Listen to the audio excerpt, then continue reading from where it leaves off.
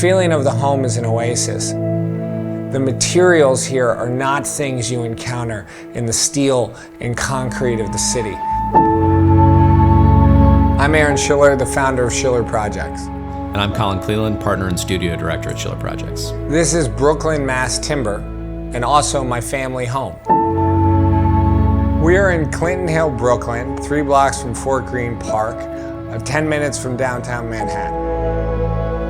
I'm Anna Schiller. I'm Isabel Sarah. And this is our home in Brooklyn, New York. Well, Aaron and I were living in Lower Manhattan by Canal Street, and we were thinking about starting a family, and the idea of pushing a stroller down Canal Street was not my idea of a good time. So we started looking for a place, really an oasis out of the city, but also easy access to New York.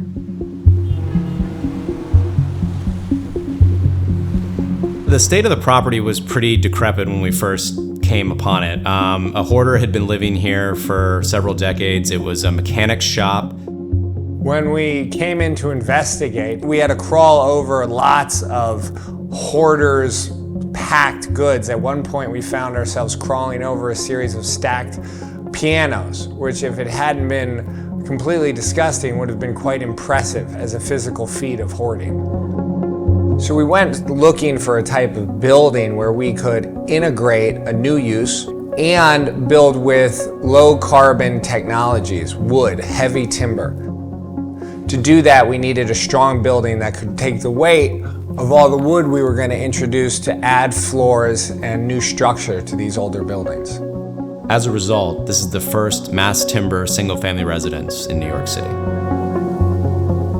As you enter in from the street, you get a view all the way through the building to the backyard. And as you enter into the space, there's a 3-story wood stair with a garden at its foot. And the kitchen is laid out directly in front of you. The ground floor is the hosting and entertaining center of the home. As you ascend the stairs, you come up to 2 bedrooms, a laundry room, a bathroom, and a living room looking out on the cathedral. As you continue your journey now up through to the roof, you're in the main suite. In the rear, overlooking the garden, is a large shower and bathroom open onto the closet. And the front part of the bedroom is a sunken seating area where you can sit and read with views of the garden and the rooftop terrace. When we started this project, we knew we wanted to make an example of what you could do with timber in the city. We also saw an opportunity to address aspects of the housing crisis we're experiencing domestically. These types of timber solutions offer quicker ways to deliver a larger scale of projects to the market. Building with timber allowed us to take 6 months of framing and compress it to 7 days. In fact, 5 days. We used the extra 2 to install the stair, which was also prefabricated timber. Additionally, in working with timber, we were able to work with simple components, joints and screws that can come undone. So the house is designed to be disassembled with 0 waste. Another aspect of sustainability we pursued was passive house principles. And that relates mostly to how we designed the facades and the roof to basically create what's called a tight thermal envelope, or imagine just a large wrapper that goes around the building. That makes controlling airflow a lot easier. Every client brief is a study of family. So when we're doing these single family projects, we really do have to understand the family. And Fisher & Paykel worked with us in a myriad of different ways to deliver a curated approach that allowed for integration and malleability that made it ours and also made it the client's. The kitchen is the main focal point of the space. We wanted a place that was full of light, that had a lot of gathering spaces for us and the kids. And then in the evenings when we decide to host or have friends and family, it's a wonderful gathering and hosting space, and it sort of flows into the outdoor areas as well.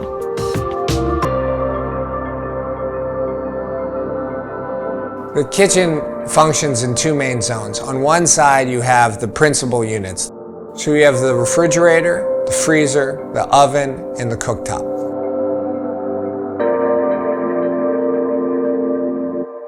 And on the other side, you have the combination steam oven and the cool drawer.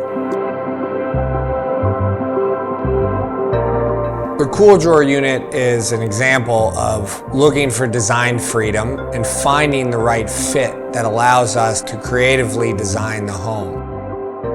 The cool drawer unit in this home, for instance, is on the family side of the kitchen, not the chef's side of the kitchen. So it really balances the flow of the building.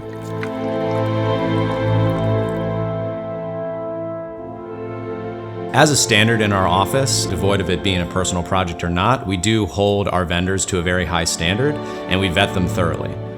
And we felt that the team at Fisher & Paykel met that standard from a sustainability level, from a sourcing level, from a customer service level, obviously from a product level. We're trying to introduce products to our clients that they can benefit from for years to come.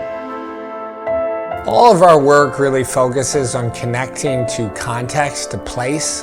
In New York, when you connect a building to the exterior, it can make you feel more busy, more tired. So we had to find ways to bring in light, air, and calmness and make the house a refuge. And we did that with the great windows and skylights that we built ourselves during COVID and installed in the house so that it has a almost Zen-like calmness to it. And we organized all the openings in the building around those key principles, allowing daylight to come in wherever you were in the space. That's why we introduced this beautiful structural skylight. That same light source filters through the staircase, acting like a lantern and bathing the Japanese maple at the base.